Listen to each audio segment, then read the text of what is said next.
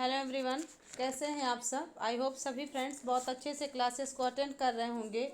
तो आज उसी क्रम में हम सभी क्लास नंबर 37 करेंगे और आप सभी को 25 मोस्ट इम्पॉर्टेंट क्वेश्चंस दिया जाएगा जो कि आपके सभी एग्ज़ाम के पॉइंट ऑफ व्यू से बहुत महत्वपूर्ण है।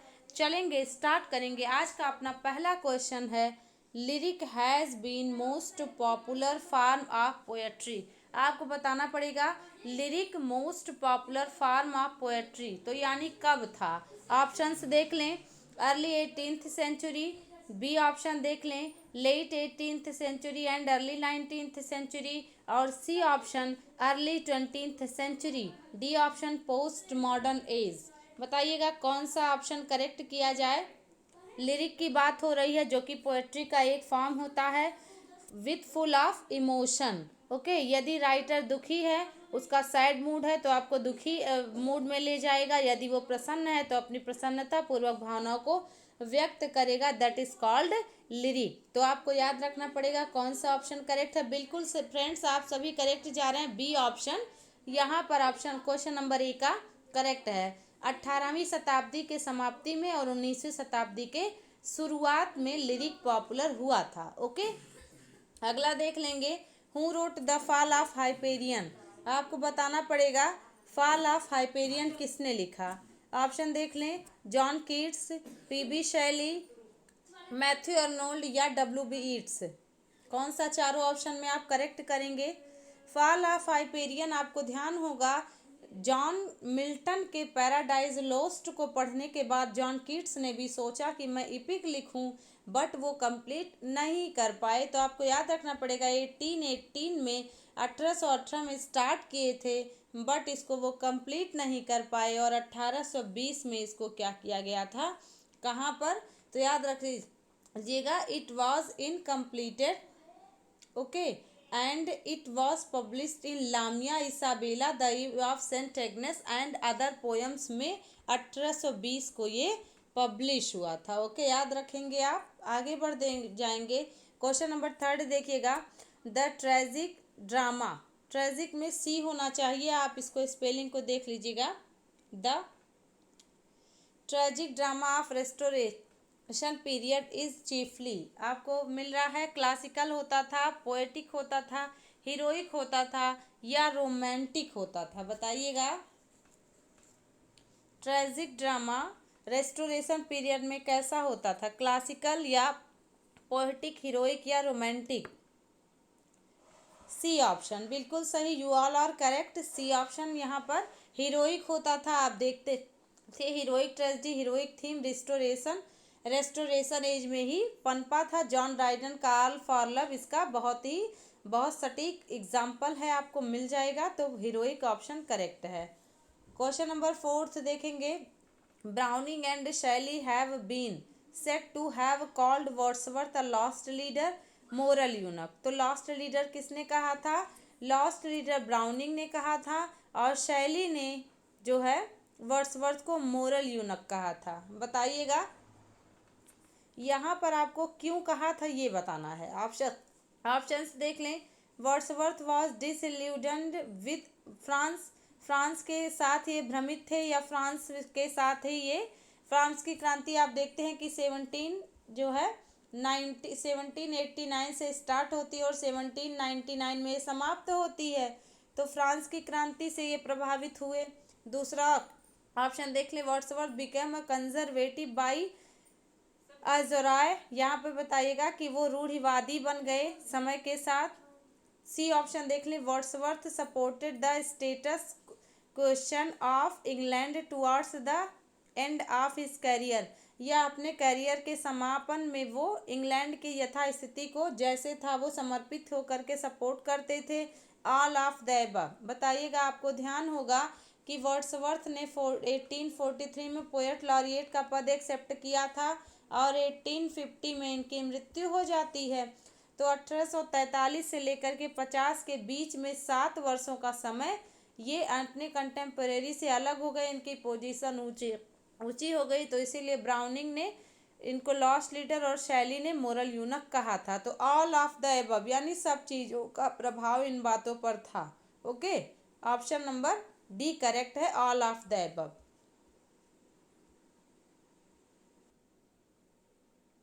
क्वेश्चन नंबर 5 देखिएगा, who said poetry is not spontaneous overflow a powerful feelings. बताएंगे आपको। यहाँ पर ऑप्शंस मिल रहे हैं T S. Eliot, Wordsworth, Matthew Arnold या पी.बी. शैली। किसको करेक्ट करना चाहेंगे आप?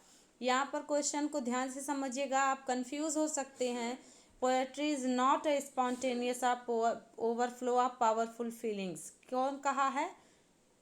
विद्यार्थियों देखिएगा, टी.एस. इलियट और वर्ड्सवर्थ में आप बड़े आराम से कंफ्यूज हो सकते हैं। जब ये नॉट रहे तो टी.एस. इलियट। ए वाले फ्रेंड्स आप सभी करेक्ट जा रहे हैं, और बी वाला तब होता जब poetry is a spontaneous overflow of powerful feelings होता। ठीक है, यानी कि वर्ड्सवर्थ ने कहा है कि पोएट्री नेचुरली हमारे जो है फीलिंग्स को ओवरफ्लो करके बाहर निकालती है, और टी.एस. इलियट कहते हैं नहीं, spontaneous overflow of powerful feeling नहीं होता है, ऐसे ही पोएट्री नहीं निकल के आती है। तो जस्ट अपोजिट ऑफ वर्ड्सवर्थ तो टी.एस. इलियट, और अगर जो है परिभाषा पॉजिटिव वे में जाए तो आपको वर्ड्सवर्थ करना होगा। ओके, क्वेश्चन नंबर 6 देखेंगे, the confidential clerk is a work by. बताएंगे आप, कॉन्फिडेंशियल क्लर्क किसका वर्क है और कब आया था? ओके, तो बताएंगे आप। ऑप्शंस देख लें, जॉर्ज बर्नार्ड शॉ का वर्क है, टी.एस. इलियट का है, विलियम हेजलिट का है या विलियम फॉकनर का है। किसको करेक्ट करेंगे? कॉन्फिडेंशियल क्लर्क 1953 में ये इसका टाइम है। ठीक है, 1953। और टी.एस. इलियट को आप जानते हैं 1888 में इनका बर्थ होता है और 1965 में इनकी मृत्यु होती है। तो 1953 में कॉन्फिडेंशियल क्लर्क इनका ही था, और इनको the leader of modernist school भी कहा जाता है, टी.एस. इलियट को। ओके, आगे बढ़ जाएंगे आप। Question number 7, T S. Eliot was influenced by, किससे प्रभावित थे? विलियम शेक्सपियर से थे, वर्जिल से थे या होमर से थे या अरिस्टोटल से थे? किससे प्रभावित थे T S. Eliot? William Shakespeare, Virgil, Homer या अरिस्टोटल? बताएंगे आप। ध्यान रखिएगा, वर्जिल है जिनका एनाइड रचना है, और होमर का इलियड और ओडिसी रचना है। विलियम शेक्सपियर को तो आप जानते ही हैं, अरिस्टोटल भी, अरिस्टोटल का पोएटिक्स है। ओके, तो याद रखेंगे आप। सी ऑप्शन बिल्कुल सही, होमर से प्रभावित थे टी.एस. इलियट। क्वेश्चन नंबर 8 देखें, whose refusal resulted in Robert Southey's acceptance of the post of poet laureate in 1813। 1813 में किसके मना करने पर रॉबर्ट साउदे ने पोएट लॉरिएट का पद एक्सेप्ट किया था? बताइएगा। वर्ड्सवर्थ के मना करने पर, या जॉन ड्राइडन के, या नाहुम टेट के, या वॉटर स्कॉट के?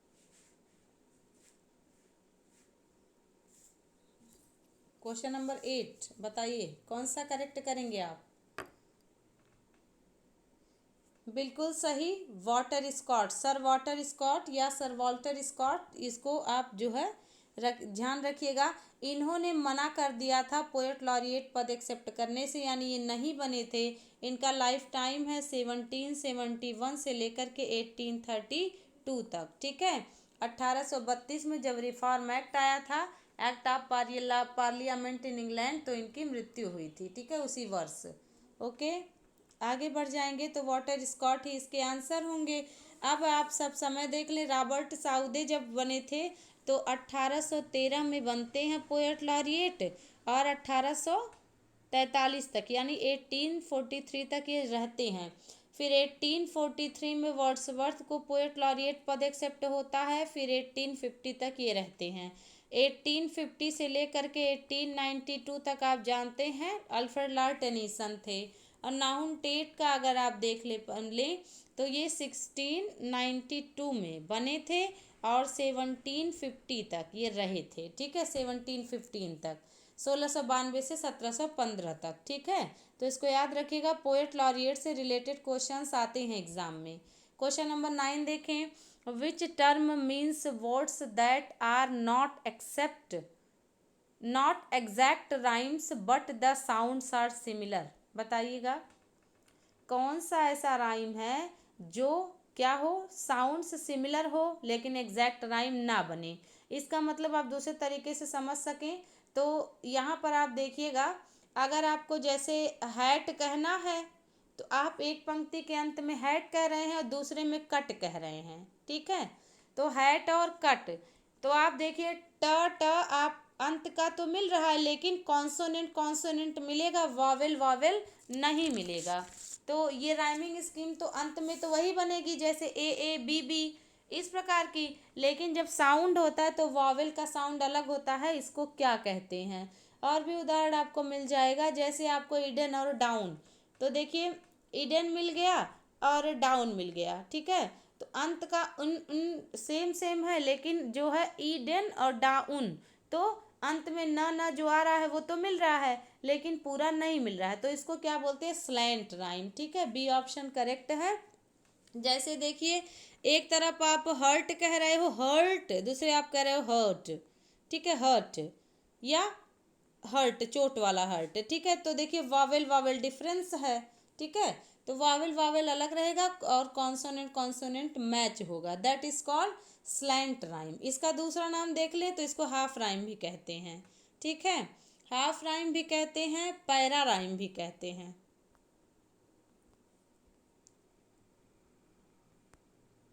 पैरा राइम भी इसको कहा जाता है, नियर राइम भी कहा जाता है, there are many names, okay. Para rhyme, near rhyme, half rhyme, बहुत सारा नाम है। तो आपको स्लैंट राइम इसका एग्जैक्ट होगा। इंटरनल राइम का मतलब होगा अंत की तुकबंदी तो नहीं बनेगी लेकिन लाइनों में जो राइम होगी वो मिलेगी, उसको इंटरनल राइम बोलते हैं, यानी अंत के अक्षर से पहले की राइम्स मैच होगी। और मैस्कुलिन राइम मतलब अंत में अनस्ट्रेस से, जो अंत ना हो करके स्ट्रेस सिलेबल से अंत हो, और फेमिनिन राइम में अनस्ट्रेस से अंत हो तो वो फेमिनिन राइम कहलाता है। क्वेश्चन नंबर 10 देखेंगे, is a moment of insight discovery revelation और understanding that alerts a character's life in a meaningful way. इसको क्या कहेंगे आप बताइए, इपीलॉग कहेंगे, इंजैम्बमेंट कहेंगे, इपीफैनी कहेंगे या इपीथेट कहेंगे। एक ऐसा मोमेंट जो है इंसाइट हो यानी कि आंतरिक हो, एक डिस्कवरी का मोमेंट हो, रेविलेशन का हो या कोई समझ हो जो कैरेक्टर के जीवन को एक मीनिंगफुल तरीके से लेके जाता है, सुखद तरीके से सूचना को पहुंचाता है। इपीलॉग होता है, इंजैम्बमेंट होता है, इपीफैनी होता है या इपीथेट होता है। कौन सा करेक्ट करेंगे आप। इपीलॉग तो अंत का कंक्लूजन होता है, ठीक है। और इंजैम्बमेंट को बोलते हैं रन ऑन लाइन, यानी कि जब पॉज वगैरह ना हो, लाइनें चलती जाएं। इपीफैनी ही करेक्ट आंसर होगा। इपीथेट मतलब तो होता है सोबरक्यूट यानी उपाधि, ओके। तो सी ऑप्शन करेक्ट होगा, इसको याद रख लें आप सभी। क्वेश्चन नंबर 11 देखेंगे, the use of crown, the crown to signify the monarchy is an example of. यदि आपको मोनार्की कहना है, मोनार्की को आप जो है संकेत करने के लिए द क्राउन वर्ड का यूज़ कर रहे हैं, तो आप क्या कर रहे हैं, कौन सा फिगर ऑफ स्पीच यूज कर रहे हैं, यूफेमिज्म कर रहे हैं या इंटेंशनल फैलिसी कर रहे हैं या मेटोनिमी कर रहे हैं या इपिथेलमियम कर रहे हैं। इपिथेलमियम मतलब होता है वेडिंग सॉन्ग, मैरिज सॉन्ग, या प्रोपथेलमियम, इपिथेलमियम या वेडिंग सॉन्ग। मेटोनमी सी वाले फ्रेंड्स आप सभी करेक्ट जा रहे हैं। इंटेंशनल फैलिसी मतलब क्या होता है, इंटेंशनल फैलिसी मतलब होता है कि किसी जो है मूवमेंट या किसी उद्देश्य के तहत कोई बात राइटर अपने रीडर के मन मस्तिष्क में बिठाना चाहे, that is called intentional fallacy. और यूफेमिज्म मतलब होता है कि किसी हार्श साउंड के जगह पे प्लेजेंट साउंड कहना, या बात इतनी तीखी ना हो उसको थोड़ा सा और भी नम्र स्वर में कहना। जैसे अगर आपको कहना है कि वह मर गया तो आप सीधे नहीं कह रहे हो ना he is dead, he has died, आप कह रहे हो he is no more, he passed away, है ना, he took his last breath. तो ये इतना बुरा नहीं लग रहा है, उतना ज़्यादा घातक नहीं है जितना हो सकता था, ठीक है, तो इट यूफेनी होता है, यूफेमिज्म। तो क्वेश्चन नंबर 11 आपका कंप्लीट हुआ। क्वेश्चन नंबर 12 देखेंगे। अ लाइन और stanza of a poetry which begins and ends with the same word. बताइएगा, ये थोड़ा इंपॉर्टेंट हो जाता है आपके लिए। एक ऐसे पोएट्री की लाइन जो शुरुआत भी उसी से हो, उसी वर्ड से, और समापन भी उसी वर्ड से हो, ऐसे जो है पोएट्री को क्या कहते हैं? स्टैंजा को फ्री वर्स कहेंगे, या सरपेंटाइन वर्स कहेंगे, या पोयम इन एम्बिक पेंटामीटर कहेंगे, या हेक्सामीटर या अलेक्जेंड्राइन कहेंगे। कौन सा करेक्ट करिएगा आप? क्वेश्चन नंबर 12 का देखिए, सरपेंटाइन, बिल्कुल बी वाले फ्रेंड्स आप करेक्ट जाने दे। देख रहे हैं ना, शुरुआत भी उसी से हो और अंत भी उसी से हो, तो दैट इज कॉल्ड, सांप जैसा दिमाग में याद रख लीजिएगा, सरपेंटाइन। ओके, तो क्वेश्चन नंबर 12 देखेंगे। रुथ का दूसरा नाम क्या है? द इन्फ्लुएंस ऑफ नेचर है, या रिवोल्यूशन एंड इंडिपेंडेंस है, या माइकल है, या डेफोडिल्स है? बताइएगा। रुथ एक पोयम है विलियम वर्ड्सवर्थ की। ये इसका सब टाइटल आपको बताना है, या another name of this poem क्या होगा? कौन सा करेक्ट करना चाहेंगे? Ruth alternative, influence of nature. ठीक है, बिल्कुल सही, आप सभी फ्रेंड्स करेक्ट जा रहे हैं। रिजोल्यूशन एंड इंडिपेंडेंस तो लीच गैदरर का है। ठीक है, सब टाइटल। माइकल भी एक पोयम है, आप देखते हैं। ठीक है, माइकल की झोपड़ी का नाम इवनिंग स्टार रहता है, आप देखते हैं, और वो शहर की तरफ चला जाता है, उसका बेटा। उसके बाद आप देखते हैं वो सोचता है कि गांव पे आएगा तो सुधर जाएगा, या नेचर में आएगा तो फिर से जो है अपनत्व वाला हो जाएगा। और डेफोडिल्स आप देखते हैं कि डेफोडिल्स के फूल हैं 10,000 सा एट आई है ना, सा आई एट अ ग्लैंस। तो ये डेफोडिल्स की लाइन है, तो यहाँ पर भी आप कौन सा करेक्ट करेंगे? A option. क्वेश्चन नंबर 14 देखें। एस्से अपॉन इपिटाफ्स, ये किसका वर्क है? एस्से अपॉन इपिटाफ्स, याद रखिएगा फ्रेंड्स, ये 1810 में यानी 1810 में ये पब्लिश हुआ था। ठीक, अब देखिए, W.B. ईट्स को याद रखें, विलियम हेजलित को याद कर रखें, विलियम वर्ड्सवर्थ को याद रखें। तो ये किसका है आपका? विलियम वर्ड्सवर्थ का। ठीक है, क्या आपने कभी ध्यान से पढ़ा ये एसे अपॉन एपिटाफ्स किसका है? तो विलियम वर्ड्सवर्थ की रचना है, 1810 में आई थी। W.B. ईट्स देखिए मॉडर्न एज के हैं, विलियम हेजलित रोमांटिक एज के हैं, जॉन कीट्स भी रोमांटिक एज के हैं। जॉन कीट्स 1810 में लिखते ही नहीं थे, तो ईट्स और कीट्स ये दोनों तो आपका हट गए, और हेजलित और वर्ड्सवर्थ में से आप याद रखिएगा कि हेजलित यहाँ पर नहीं होंगे, आंसर वर्ड्सवर्थ होंगे। 1810 में इससे अपॉन एपिटाफ्स आया था। आप देखते हैं इनका जो है डिस्क्रिप्टिव स्केचेज और इवनिंग जो है इवनिंग वॉक, ये 1793-94 में ही आ गया था। ठीक है, तो आपका यही करेक्ट है। क्वेश्चन नंबर 15 देखेंगे। What was the original name Coleridge intended for Biographia Literaria? बताइएगा, बायोग्राफिया लिटरेरिया का एस.टी. कॉलरिज ने क्या नाम रखने की सोची थी? 1817 में ये लिखा गया था, बायोग्राफिया लिटरेरिया एस.टी. कॉलरिज के द्वारा। आपको बताना पड़ेगा इन्होंने क्या सोचा था। बायोग्राफी ऑफ लिटरेरी थ्योरी तो इसका अब नाम है, बट इन्होंने क्या सोचा था? ऑटोबायोग्राफिया लिटरेरिया, या लिटरेरी थ्योरी हिस्ट्री, या बायोग्राफी एंड लिटरेचर? तो याद रखिएगा दोस्तों, इसमें टोटल कितने चैप्टर्स हैं? तो आपको मिला था, है ना, 24 चैप्टर्स हैं। और अगर अरिस्टोटल का पोएटिक्स कहे तो 26 चैप्टर्स हैं। तो ऑटोबायोग्राफिया लिटरेरिया ये सोचे थे। ऑप्शन नंबर बी वाले फ्रेंड्स आप कभी सभी करेक्ट हैं, इन्होंने सोचा था ऑटोबायोग्राफिया लिटरेरिया रखने का नाम। ठीक है, question number 16। According to Wordsworth the poet must be a man possessed और of more than usual organic. बताइएगा, वर्ड्सवर्थ के अनुसार एक पोएट को एक आदमी जरूर होना चाहिए जो आदमी से ज़्यादा किससे हो? यूजुअल ऑर्गेनिक, इंटेलेक्चुअल यानी बुद्धिमान हो, भावनात्मक हो, या विट हो, या सेंसिबिलिटी हो उसके पास, यानी कि फील करे चीज़ों को। तो आपको याद होना चाहिए सेंसिबिलिटी, यहाँ पर करेक्ट आंसर हो जाएगा डी। ठीक है, यानी वर्ड्सवर्थ कहते हैं एक पोएट को बहुत फीलिंग्स वाला होना चाहिए। और आप देखते हैं इनको father of nature, poet of nature, है ना, प्रीस्ट ऑफ नेचर, बहुत सारी चीज़ों से इनको बुलाया जाता है। क्वेश्चन नंबर 17 देखेंगे। Who defined religions as morality touched with emotion, बताइएगा रिलीजन को किसने मोरालिटी टच्ड विथ इमोशन कहा है, नैतिकता भावनाओं से परिपूर्ण है, ये किसने कहा है धर्म के लिए। तो आपको सीधे से आंसर आ ही जाना चाहिए, तनिक भी कंफ्यूज ना हो।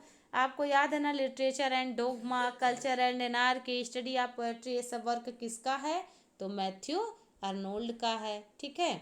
और वहाँ पर जो है कल्चर एंड एनार्की में ये रिलीजन की चर्चा करते हैं, ओके।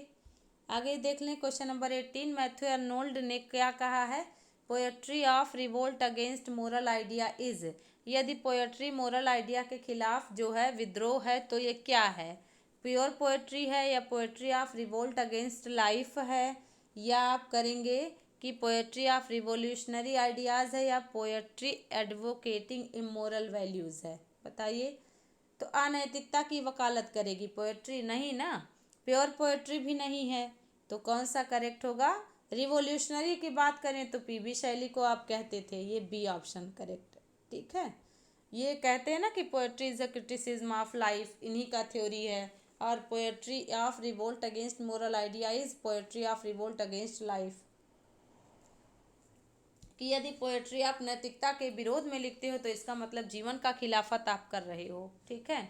तो याद रखिएगा मैथ्यू अर्नोल्ड ने ये सारी परिभाषाएं उन्होंने द स्टडी ऑफ पोएट्री में लिखी है। Question number 19, Arnold said about the poet, Arnold ने पोएट के बारे में कहा है, with him a born our real poetry, किसके बारे में कहा है, जॉन किट्स के बारे में, कि शेक्सपियर वर्ड्सवर्थ के बारे में, कि जॉफ्री चौसर के बारे में, कि शैली के बारे में। बहुत आसान सा आपको मिल सकता है ये क्वेश्चन, ध्यान रखिएगा।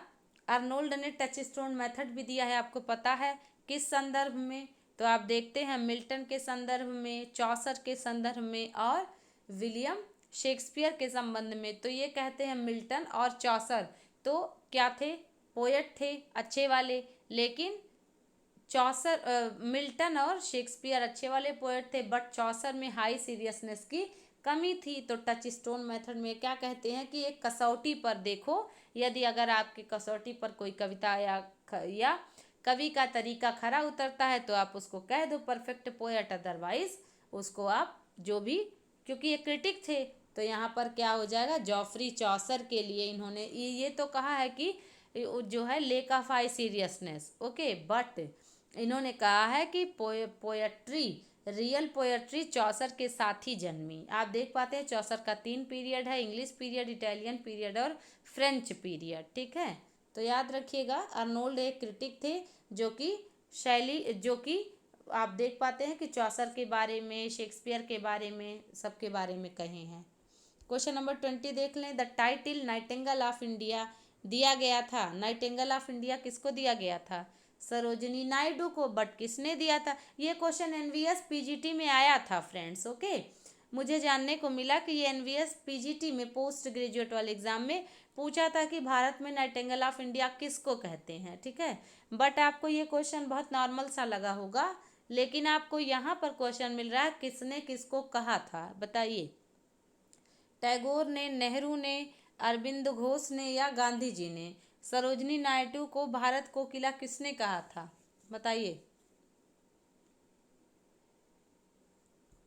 Correct answer D option, Gandhi ji ने कहा था, ओके, गांधी जी ने। गांधी जी को राष्ट्रपिता कौन कहा था, आप ये क्वेश्चन जीएस का है जो है, बहुत कॉमन सा प्रश्न है। तो गांधी जी को राष्ट्रपिता कहा था सुभाष चंद्र बोस ने। गांधी जी ने गुरुदेव कहा था जो है रविंद्रनाथ टैगोर को, ठीक है। इस तरीके से आप याद रखिएगा, जब गांधी जी जो है, गांधी जी गुरुदेव कहे थे टैगोर को, और आप देख पाते हैं कि टैगोर जो है गुरुदेव भी कहलाते थे, और गांधी जी बापू राष्ट्रपिता। तो राष्ट्रपिता सुभाष चंद्र बोस ने कहा था, जब वो आज़ाद हिंद फौज का गठन कर लेते हैं तो फ़ोन पे बात हुई थी, तो उन्होंने कहा था राष्ट्रपिता मुझे आशीर्वाद दे, मैंने आज़ाद हिंद फौज का गठन कर लिया है, ठीक है। तो सरोजिनी नायडू को गांधी जी ने स्वर कोकिला कहा था। क्वेश्चन नंबर 21 देख लें, बताएंगे the name of the region that features in R K Narayan novel and appreciated as his Casterbridge. मुझे लगता है ये भी बहुत आसान सा प्रश्न है, बट जिन भी बच्चों से गलत हो जाता है वो थोड़ा ध्यान दें, ठीक है, और बस रिवीजन करते रहें। बताना पड़ेगा आपको कि आर के नारायण का कौन सा जो है टाउन है जिसको कैस्टर ब्रिज कहा जाता है। आपको पता है ना कि मेयर ऑफ कैस्टर ब्रिज, ठीक है, या वेसेक्स नॉवेल थॉमस हार्डी का, ये सब आपको मिलेगा। मालगुडी, बिल्कुल सही, आप देख पाते हैं मालगुडी डेज है ना, तो ये अपना सारा मालगुडी में ही रखते थे। मालगुडी एक टाउन था, जैसे जो है कैस्टर ब्रिज हो गया, वेसेक्स हो गया, ये सब थॉमस हार्डी का है। कोल्हापुर कोलकाता ऐसा कुछ नहीं है, मालाबार कमला दास का था, ठीक है, वहीं पर ये बड़ी हुई थी। क्वेश्चन नंबर 22 देखें, बेकन एसे, बेकन के एसे माने जाते हैं मोरल और रिलीजियस होते थे, या फिलोसॉफिकल या सेक्युलर होते थे, या इथिकल एंड फिलोसॉफिकल होते थे, या इमोशनल एंड थियोलॉजिकल होते थे, बताइएगा। बेकन के से नैतिकता और धर्म पर आधारित होते थे, या दर्शन या धर्मनिरपेक्षता पर, या नीति शास्त्र या दर्शन पर, या भावनात्मक और दैवीय बातों पर। कौन सा करेक्ट करेंगे? बी ऑप्शन, ठीक है, ध्यान रखिएगा दोस्तों, बी ऑप्शन, ठीक है। इन्होंने साइंस की भी चर्चा की है, मैथ की भी चर्चा की है, पोएट्री की भी चर्चा की है, एस्से की भी चर्चा की है।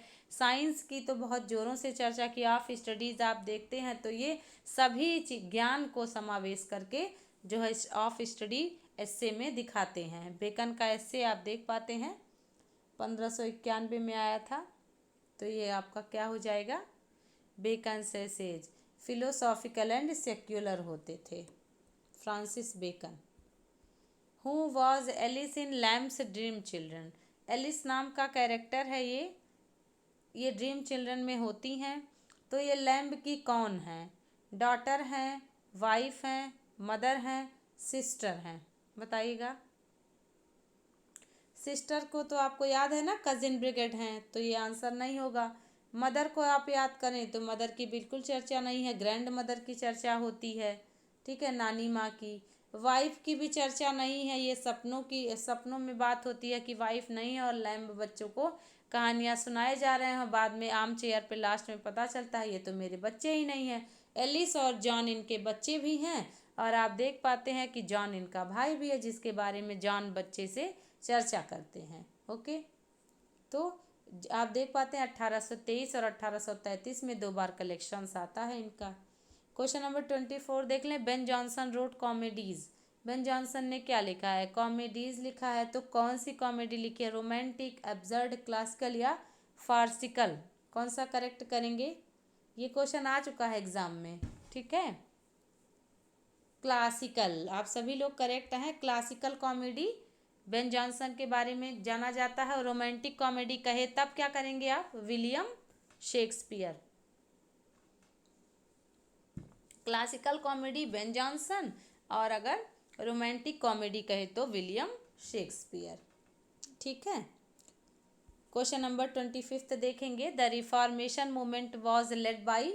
रिफॉर्मेशन मूवमेंट धर्म सुधार आंदोलन फ्रांसिस बेकन के द्वारा लाया गया, मार्टिन लूथर के द्वारा लाया गया, या रोमन कैथोलिक चर्च के द्वारा, या जॉर्ज चॉफर के द्वारा।